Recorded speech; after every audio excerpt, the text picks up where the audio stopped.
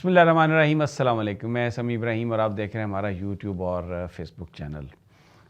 सियासत जो है अब उसमें गर्मी आती जा रही है और केपीके में वर्कर्स कन्वेंशन पीटीआई ने जो किए हैं उसने एक पूरे पाकिस्तान में एक नई वेव, तहर्रुक की नई वेव जो है पीटीआई वर्कर्स में वो उसने पहुंच गई है। जो कोहाट है उसमें एक बड़ा इंटरेस्टिंग सिनेरियो डेवलप हो रहा है। 10 तारीख को वहाँ बिलावल भुट्टो आ रहे हैं, पीपल्स पार्टी का जलसा है। 10 तारीख को पीटीआई का वर्कर्स कन्वेंशन सवात में था, लेकिन शेर अफजल मरवत ने और पीटीआई की क़यादत ने अब स्वात कन्वेंशन मनसूख करके तो 10 तारीख को कोहाट में पीटीआई वर्कर्स कन्वेंशन रखा और उसमें जो गुफ्तगू हुई है, शेर अफजल मरवत ने ये ऐलान किया है कि अगर बिलावल भुट्टो अब 2 पंडाल सजेंगे कोहाट में, अगर बिलावल भुट्टो 5,000 लोग इकट्ठे करता है तो पीटीआई के 50,000 होंगे और ये जो मिथ है ये हम सारी की सारी ये तोड़ देंगे और ये नज़र आ जाएगा लोगों को कि कौन सी पार्टी लीड कर रही है। और उन्होंने लोगों से कहा है कि आपको कोहाट के कन्वेंशन में, जो कोहाट के लोग हैं वर्कर्स कन्वेंशन में, वो भरपूर शिरकत करें। अच्छा, अभी तक इंतज़ामिया ने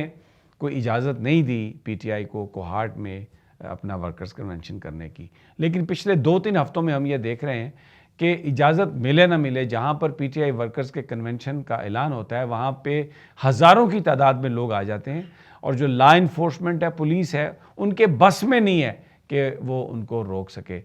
तो अब ये ऐलान, इससे खासा जो सियासी टेम्परेचर है वो हाई है, जोशो खरोश बढ़ गया। पीपल्स पार्टी के लोग भी कोशिश करेंगे, लेकिन उनको जो रियासती मुआवनत है वो सपोर्ट है, उनको जो के निगरान हुकूमत की सपोर्ट है। लेकिन जो पीटीआई के लोग हैं उनको पुलिस आ जाती है कुर्सियाँ उठाने के लिए, स्टेज तोड़ने के लिए, और अगर वर्कर्स ज़्यादा हों तो फिर ऐसा है कि जलसे या कन्वेंशन के बाद पर्चा दर्ज के लिया जाता है जिसमें 200-250 नामालूम अफराद लिख के, तो जो चीदा जो लोग पीटीआई के जो एक्टिव हैं उनको फिर गिरफ्तार कर लिया जाता है। तो अब ये एक बड़ा ऐसा सिनेरियो जिसमें बिलावल भुट्टो एक तरफ, वो वज़ारत उज़्मा के उम्मीदवार हैं, बेनज़ीर भुट्टो के बेटे हैं, और पीपल्स पार्टी जो है पूरी की पूरी उनके पीछे है। जबकि दूसरी जानिब बड़ा जो लीडर कौन होगा, शेर अफजल मरवत होगा,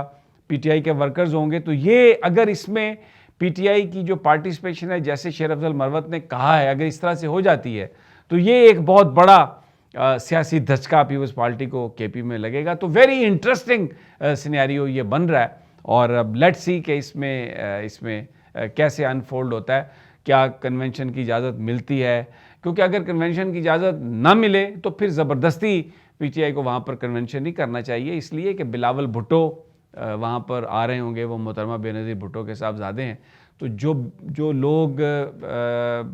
जो जिनके अपने डिज़ाइन, बुरे डिज़ाइन हैं, या जो पाकिस्तान में जो किसी तरह भी हालात की ख़राबी चाहते हैं, उनको किसी तरह का भी मौका वहाँ पे मिल सकता है। तो इसलिए अगर तो एमिकेबली एक चीज़ हो जाए तो वो मुनासिब है, लेकिन अगर को मुकाबले और ज़िद की उसमें बाज हो तो फिर इसको रिकन्सिडर करना चाहिए पीटीआई को, शेर अफजल मरवत साहब को, और वहाँ पर नहीं करना चाहिए। और अगर फिर भी करना है तो कम से कम जो दोनों जो पंडाल हैं उनका डिस्टेंस ज़्यादा होना चाहिए, और अगर एक शहर के कोने में है तो दूसरा शहर के बिल्कुल दूसरे कोने में हो, और आने का रास्ता भी एक ना हो, वहाँ पहुँचने का रास्ता भी एक ना हो, क्योंकि आप मौका नहीं देना चाहते ऐसे लोगों को, जो नहीं देना चाहेंगे मौका ऐसे लोगों को जो इलेक्शन रुकवाना चाहते हैं, जो मुल्क में नई एक सीन क्रिएट करना चाहते हैं। सियासी मुकाबलाबाजी तो बहुत अच्छी चीज़ है कि आपके जलसे में इतने आए, उनके जलसे में इतने आए, लेकिन और सियासी वर्कर भी कोई किसी तरह से गलत काम या तशद्दुद की तरफ माइल नहीं होता, लेकिन वो जो बीच के लोग जो मामला ख़राब करना चाहते हैं उनको फिर एक मौका मिल जाता है और वो उससे फ़ायदा उठा सकते हैं। बहरहाल, अब दूसरी जो इम्पोर्टेंट ख़बर है, इस्लामाबाद हाई कोर्ट में जस्टिस बाबर सत्तार की अदालत में ऑडियो जो लीक हुई है सरदार लतीफ़ खान खोसा और बुशरा बीबी साहबा की, उसके हवाले से समाअत हुई। उसमें एक बड़ा हुक्म है और ऑर्डर ये दिया है उन्होंने, जस्टिस बाबर सत्तार ने, कि FIA इसका फ्रेंसिक करवाए और तहकीकात की जाएँ कि ये ऑडियो कहाँ से जारी हुई, और दरख्वास्त की कापी जो है वो DGISI को भी भेजने का हुक्म दिया गया, और DGISI से भी ये कहा गया कि वो रिपोर्ट दें कि ये ऑडियो किसने रिलीज़ की है। इसके अलावा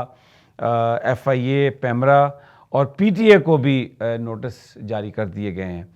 और इस पर जो इतराज़ थे, इस दरख्वास्त पर जो खोसा साहब ने दी थी, वो इतराज़ात भी इस पर ख़त्म किए, और पैमरा से पूछा है कि बताया जाए कि ये लोगों की निजी गुफ्तगू है। अब सरदार लतीफ़ खान खोसा एक वकील हैं, वो बुशरा बीबी साहबा से बात कर रहे हैं, वो उनके एक क्लाइंट भी हैं,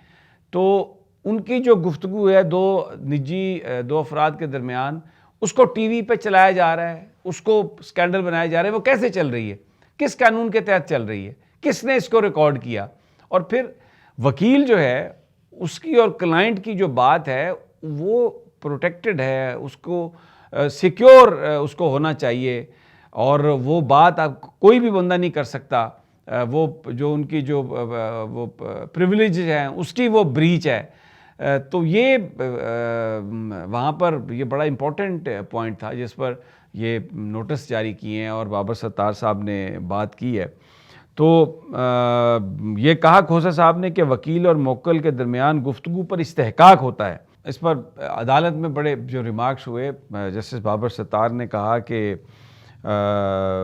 बिग बॉस सब सुन रहा होता है, आपको तो पता होना चाहिए। तो इस बात पर कहके लगे, ऑडियो रिकॉर्ड कौन कर रहा है? जस्टिस बाबर सत्तार, सबको पता है कि कौन रिकॉर्ड कर रहा है, लेकिन मफरूज़े पर तो नहीं चला जा सकता। ये आपस की ये जो गुफ्तगू हो रही थी, तो अगर वकील और मुवक्किल आपस में आज़ादाना तौर पर बात ना कर सकें तो निज़ाम इंसाफ कैसे चलेगा, मुकदमात कैसे चलेंगे, ये किस तरह ये होगा, और फिर कैसे टीवी चैनल्स ने इसको नशर किया, और सबसे पहले ये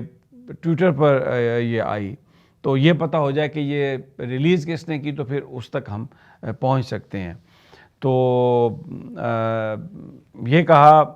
कि वैसे तो किसी का नाम लेने पर भी स्क्रीन पैमरा बंद कर देता है, और लेकिन यहाँ पर ये निजी गुफ्तगू चल रही है और कोई रुकावट नहीं है। तो ये अब 11 दिसंबर अगली तारीख़ है, DGISI से भी रिपोर्ट मांगी गई है, और FIA को कहा गया है कि वो फोरेंसिक करें, पैमरा से पूछा गया है, PTA से पूछा गया है। तो वेरी इंटरेस्टिंग ये है सारा मामला। अब लेट्स सी कैसे चीज़ें अनफोल्ड होती हैं, आपके साथ शेयर करेंगे अल्लाह ने के बाद।